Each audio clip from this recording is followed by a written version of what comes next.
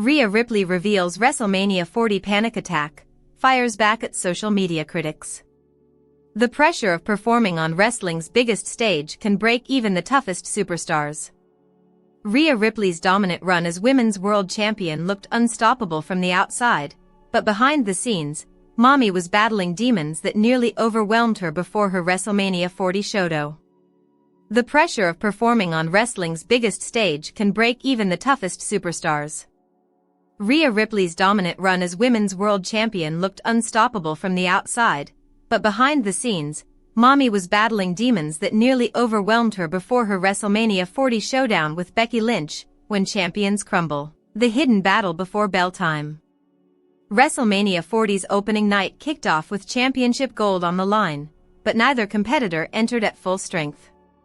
While Becky Lynch battled through a brutal case of strep throat that had plagued her all week, Ripley faced an invisible opponent that proved just as dangerous. The Australian powerhouse recently opened up about experiencing a full-blown panic attack before stepping through the curtain at Lincoln Financial Field. What should have been a career-defining moment nearly became her worst nightmare.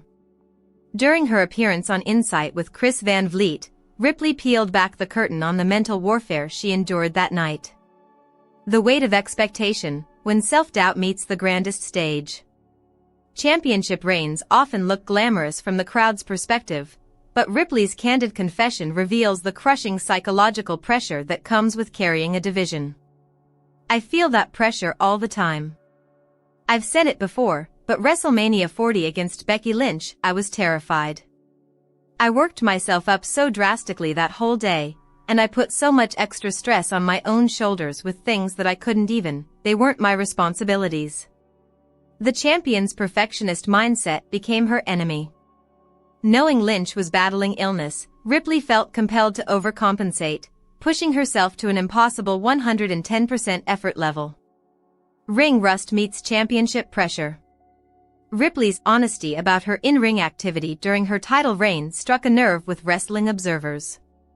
Champions often face criticism for limited match frequency, but few understand the psychological toll this creates. "Then I hadn't had many matches, so I was like, I need this to be a good match. I need people to remember that I can actually go and I can actually wrestle. Because a lot of the times back then, when I had the championship, I wasn't wrestling a lot, and that made me a little rusty, then I got self-conscious. The fear of criticism consumed her thoughts. Ripley worried about becoming another target for wrestling's harshest critics, who often label successful wrestlers as overpushed or undeserving. Social media bullies versus creative decisions, setting the record straight. Wrestling fans on social media quickly pointed fingers at Triple H's booking philosophy after Ripley's interview surfaced. Many blamed WWE's creative direction for not featuring their champion in enough matches. But Ripley wasn't having it. The champion fired back directly, defending her boss while calling out the real culprits behind her confidence crisis. The real enemy, keyboard warriors and armchair bookers. Ripley's response highlights a growing problem in professional wrestling. Social media has given every fan a platform to critique, often crossing lines from constructive criticism into personal attacks. Her frustration with armchair bookers, fans who constantly second-guess creative decisions without industry experience, resonates throughout the wrestling community. These voices often drown out genuine appreciation for performers' hard work. From panic to performance, the champion's resilience. Despite her pre-match mental struggles, Ripley successfully defended her championship that night. The match received positive reviews from fans and critics, proving that sometimes our biggest fears exist only in our minds. Her willingness to discuss mental health challenges openly adds another layer to her Mami persona. Champions dealing with anxiety and self-doubt become more relatable, showing that even the strongest competitors face internal battles. Rhea Ripley's brutal honesty about WrestleMania 40 should spark important conversations about performer mental health and fan responsibility. When champions feel more pressure from social media criticism than actual in-ring competition, something needs to change. Will wrestling fans take her message to heart, or will the cycle of online negativity continue to affect the performers we claim to support? Rhea Ripley, WWE WrestleMania 41 Triple Threat surpassed my first WrestleMania moment. Read more.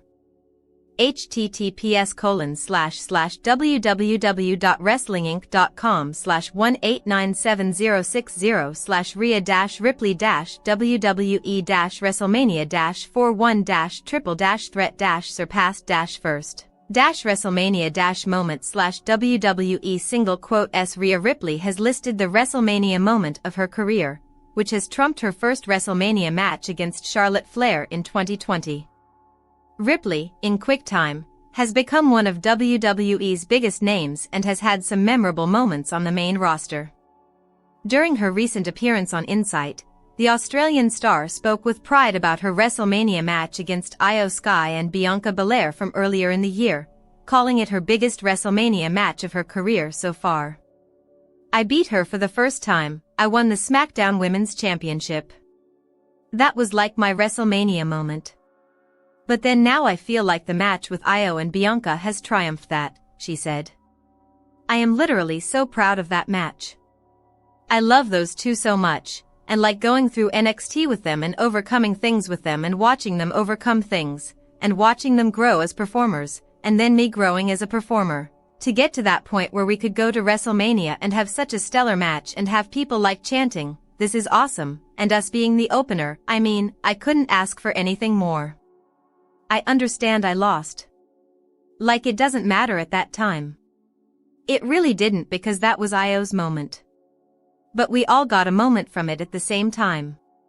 Sky, Belair, and Ripley had all come together through NXT, as all three joined and progressed from the developmental brand to the main roster almost around the same time. Their triple threat match at WrestleMania 41 opened night 2 of the show, where Sky successfully defended her Women's World Championship. Ripley was added to the match just 2 weeks before WrestleMania 41, as the title bout was originally intended to be between Belair and Sky, after Belair earned a shot at Sky's title by winning the Women's Elimination Chamber match.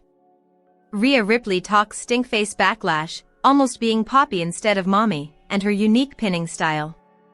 Rhea Ripley has finally addressed the controversies surrounding the Backlash to a stinkface spot at a WWE live event. She also opens up on the unique way she pins people and her desire to be called Papi. Last year, a video went viral from a non-televised WWE live event, which saw Rhea Ripley hit Nia Jax with a stinkface. WWE eventually shared some official footage of the spot, and it immediately divided opinions.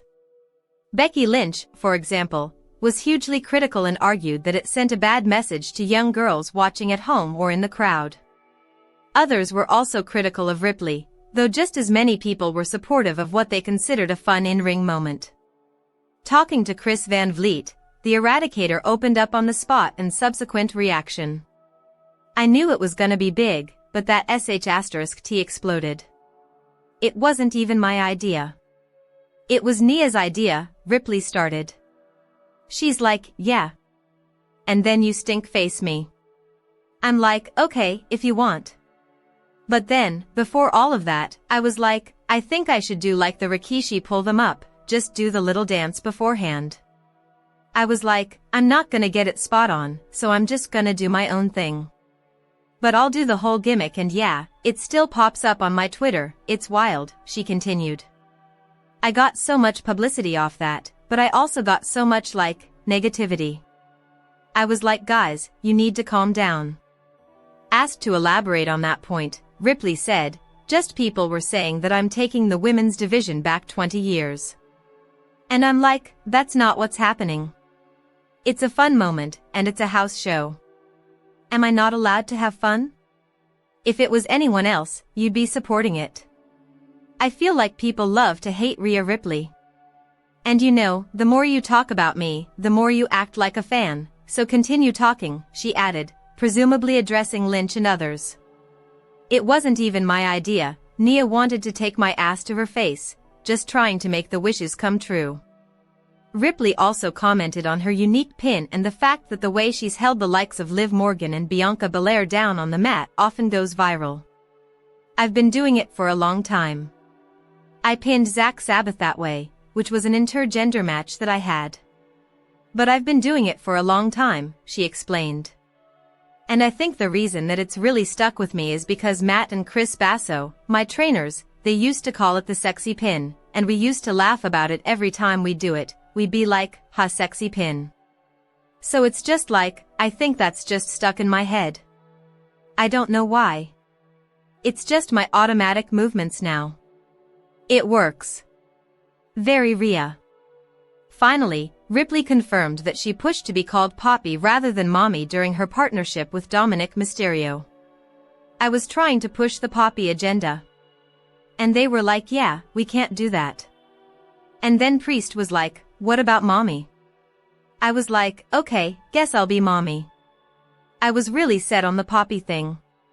I was like, I can be a little sh*t stirrer, just be Papi this, Papi that. But they're like, we just can't go there. And I was like, okay, I respect that. Mami's gonna grow on me, though, she concluded. Ripley remains one of WWE's top female stars, and it's currently unclear what the plan is for her heading into Evolution 2 and SummerSlam. However,